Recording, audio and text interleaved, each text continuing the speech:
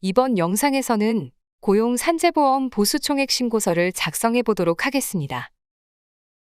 고용 산재보험 가입 사업장의 사업주는 매년 전년도에 납부한 월별 보험료를 정산하는 동시에 금년도에 납부할 보험료를 산정하기 위해 신고일 현재 근로자가 없거나 전년도와 보수가 같은 경우에도 반드시 보수총액 신고서를 제출해야 합니다. 신고기한은 3월 15일까지이며 2022년도 사업장에 소속된 근로자에게 지급한 보수총액을 신고하고 상영직, 일용직, 그 밖의 근로자 모두 포함해서 신고합니다. 단 2022년 중 퇴사해서 퇴직 정산된 상용 근로자는 보수총액 신고 대상에서 제외됩니다. 2023년 3월 15일까지 신고하는 고용산재보험 보수총액 신고서는 2022년에서 작업합니다. 해당 메뉴는 사회보험관리2 보수총액 신고서 또는 사회보험 QR 신고 1에서 실행할 수 있습니다. 보수총액 신고서 탭에서 사업장을 코드 도움받아 불러옵니다. 조회되는 사업장이 없다면 사업장 등록 메뉴에 사업장을 등록하시기 바랍니다. 조회 버튼을 클릭하고 상용직과 일용직 데이터를 불러오기 위해 상단 불러오기를 클릭합니다. 그럼 급여자료 입력에 등록된 수당 및 공제 등록 화면이 나타나는데요.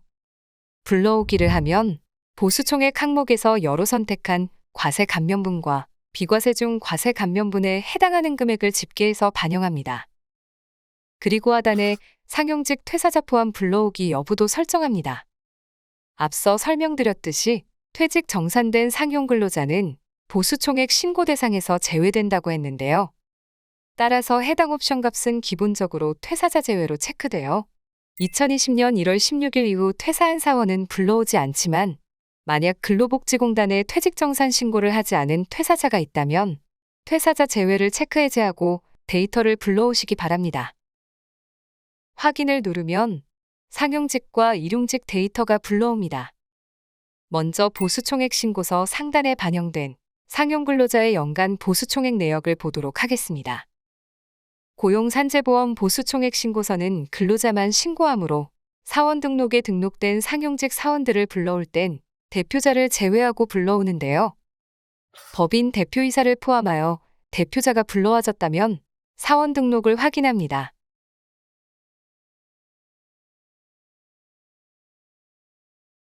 등록된 사원이 대표자 또는 법인 대표이사라면 공제등록 탭에서 대표자 여부를 대표자 또는 임원으로 설정한 후 보수총액 신고서에서 다시 불러와 주시기 바랍니다.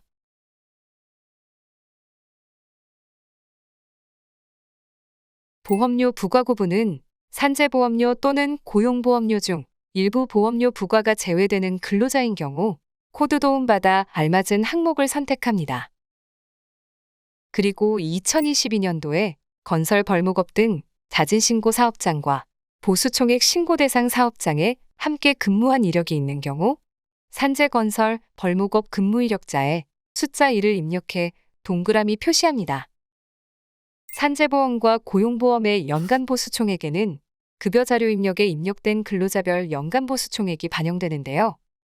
연간 보수총액에는 소득세법에 따른 근로소득에서 비과세 근로소득을 뺀 금액을 기재하고 휴업, 휴직 및 보호휴가 중의 보수는 산재보험 보수총액에는 제외하고 고용보험 보수총액에는 포함하여 신고해야 하므로 금액 수정이 필요하다면 직접 수정합니다.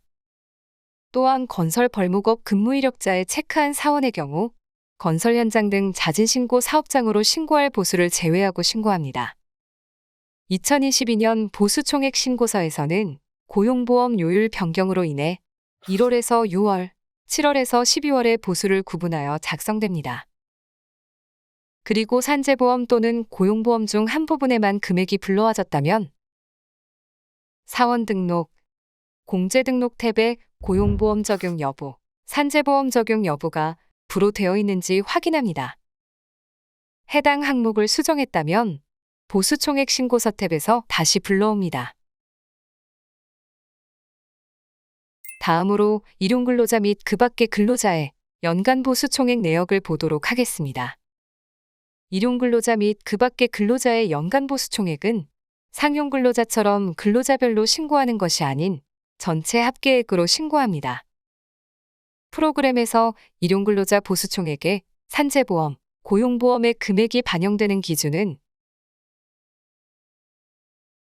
일용직 사원 등록에 고용보험률 적용 여부, 산재보험 적용 여부가 여로 되어 있는 일용근로자의 금액이 반영됩니다. 일용근로자의 고용보험도 요율 인상 전 후로 나눠 금액이 반영되며 근로내용 확인신고서 제출 여부와 상관없이 사업장에서 발생한 보수 총액을 입력합니다. 그리고 65세 이후 새로 고용된 일용근로자 및 고환직능만 적용된 고용허가 외국인 근로자 항목에는 다음에 해당하는 일용근로자들의 보수 총액을 입력해 신고하는데요. 프로그램에서는 일용직 사원 등록에 입사일 기준으로 만 65세 이상이고 고용보험률이 여인 내국인과 외국인이면서 체류 자격이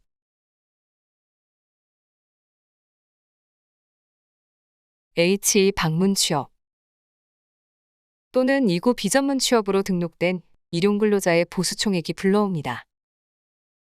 반영된 금액과 다르게 신고되어야 한다면 수정해 주시기 바랍니다. 그리고 고용산재보험 보수총액 신고서 서식은 일용근로자 보수총액 신고와 관련해서 일반 사업장용과 65세 이후 고용 또는 고용허가 외국인 일용 사업장용으로 구분되어 있습니다. 해당 항목에 금액이 있는 경우라면 프로그램에서 인쇄할 때 인쇄 형태를 정기신고서 65세 2022년으로 선택해 인쇄하시기 바랍니다. 참고로 QR 신고를 할 경우 해당 항목의 금액 여부에 따라 알맞은 서식으로 공단에 전송됩니다. 다음으로 그 밖의 근로자 보수총액 항목을 보도록 하겠습니다. 월 60시간 미만 단기간 상용 근로자에는 산재보험 취득 신고를 하지 않은 고용기간이 1개월 이상 3개월 미만이고 월 소정 근로시간이 60시간 미만인 상용 근로자의 연간 보수 총액을 입력합니다. 해당 항목은 불러오기가 되지 않으므로 금액을 직접 입력합니다. 그리고 산재고용정보 미신고 외국인 근로자 항목은 고용보험 적용 제외 외국인 근로자 중 산재보험 고용정보를 신고하지 않은 근로자의 연간 보수 총액을 입력합니다. 프로그램에서는 더보기, 고용 산재 외국인 적용 설정에 적용 기준에 따라 불러올 수 있는데요. 적용 기준은 사원 등록 기준과 외국인 적용 여부 기준으로 선택할 수 있으며 외국인 적용 여부 기준으로 설정하면 사원 등록에 등록된 외국인에 대해서 일괄적으로 해당 팝업에서 설정한 고용보험 및 산재보험 적용 여부에 따라 데이터가 반영됩니다. 설정 값을 변경했다면 보수총액 신고서를 다시 새로 불러오기 해야 변경 내용이 적용됩니다.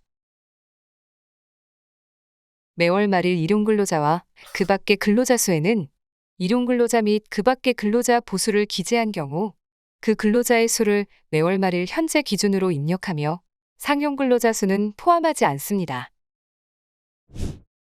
고용산재 보수총액 신고서는 상용직, 일용직, 그 밖의 근로자 등 보수총액 신고 대상 근로자가 없는 사업장도 제출해야 한다고 했는데요. 지금처럼 데이터가 하나도 불러와져 있지 않은 상태에서 인쇄를 할 경우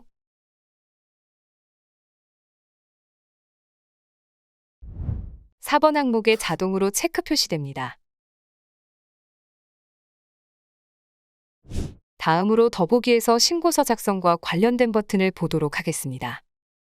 고용 산재보험 설정에선 신고할 보험을 선택할 수 있습니다.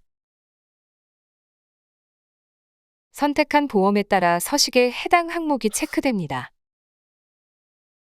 그리고 정산보험료가 4월분 월별 보험료보다 큰 경우에는 2등분하여 4월과 5월 월별 보험료에 각각 합산해 분할고지되는데요.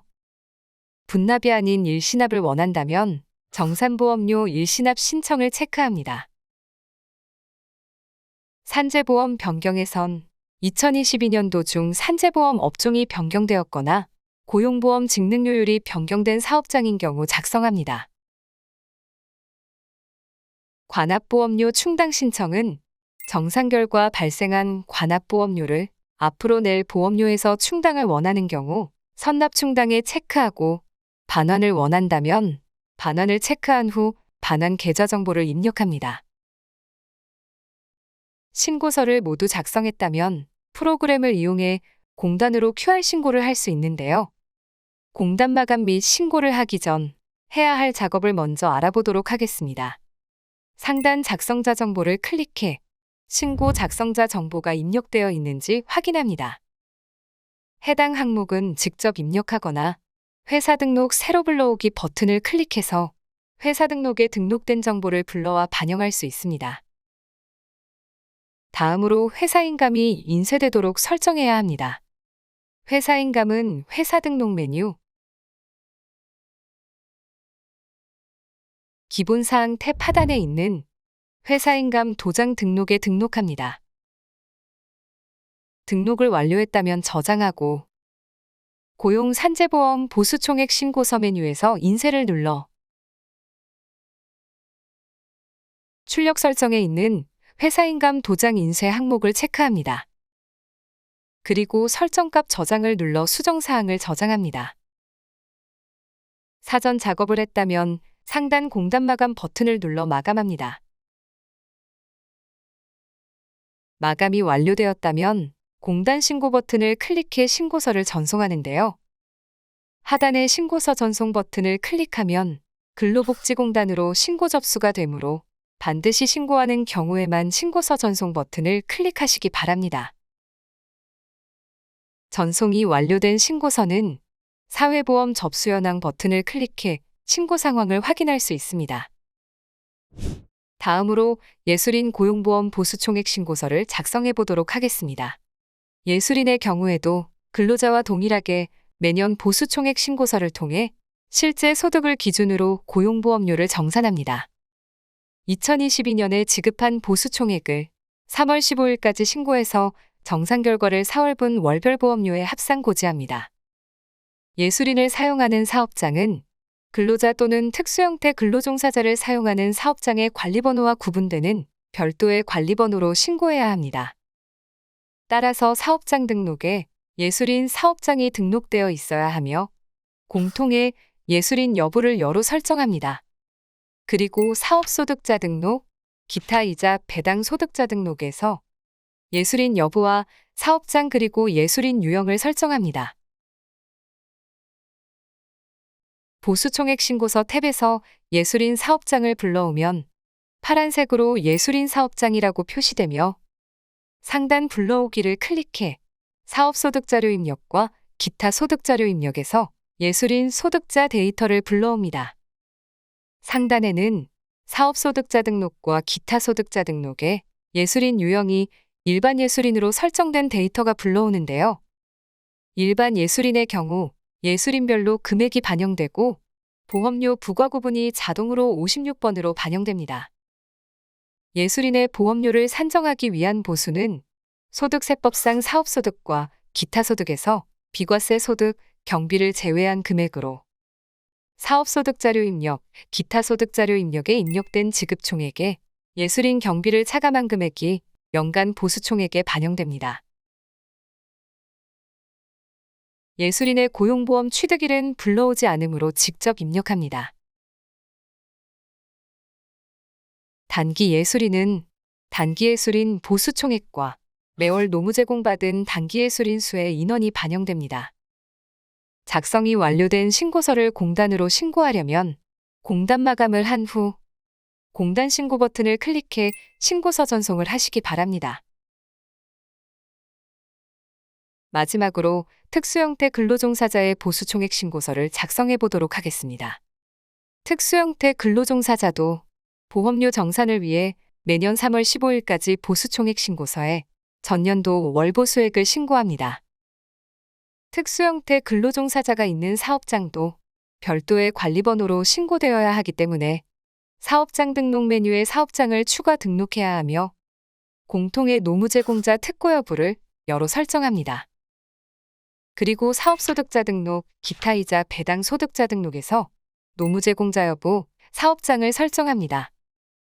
특수형태 근로종사자의 보수총액 신고는 고용 산재보험 보수총액 신고서 메뉴에 보수총액 신고서 특고인 탭에서 작성합니다. 사업장에서 특고인 사업장을 선택하고 상단 불러오기를 클릭해 사업소득자료 입력과 기타 소득자료 입력에 입력된 특고인 데이터를 불러옵니다. 특고인별로 금액이 반영되며 특고인의 보험료를 산정하기 위한 보수는 소득세법상 사업소득과 기타 소득에서 비과세 소득, 필요경비를 제외한 금액으로 사업소득자료 입력, 기타 소득자료 입력에 입력된 지급총액에 특고인 경비를 차감한 금액이 월 평균 보수에 반영됩니다. 특고인의 자격 취득일 및 자격 상실일은 불러오지 않기 때문에 해당 날짜를 직접 기재합니다. 그리고 관합보험료가 발생한 경우 하단의 관합보험료 선납 충당 또는 반환 신청 계좌 내역도 기재하여 신고서 작성을 마무리합니다. 특수형태 근로종사자의 보수총액 신고서인 노무제공자용 신고서는 프로그램에서 공단 신고가 제공되지 않으므로 서면 제출해 주시기 바랍니다. 지금까지 고용 산재보험 보수총액 신고서를 작성해 보았습니다. 감사합니다.